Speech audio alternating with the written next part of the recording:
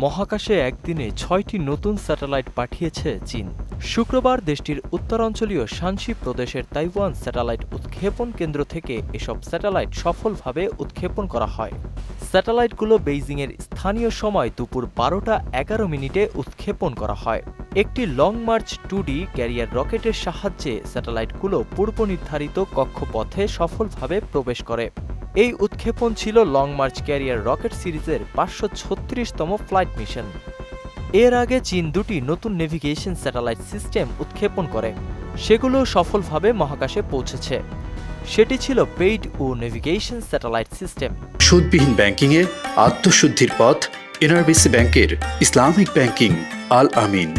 BDS একটি satellite ভিত্তিক radio navigation system যা চীনের ন্যাশনাল অ্যাডমিনের মালিকানাধীন এবং পরিচালিত।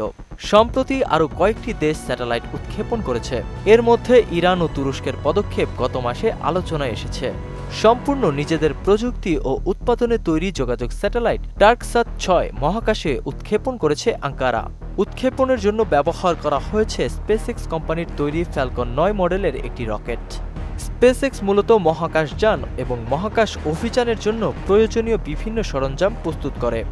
তুর্কি প্রেসিডেন্ট রিসেপ তাইয়েপ এরদোয়ান টার্কসাত-৬ এর উৎক্ষেপণকে দেশটির জাতীয় স্যাটেলাইট নির্মাণ প্রকল্পের ইতিহাসের নতুন অধ্যায় বলে উল্লেখ করেছেন।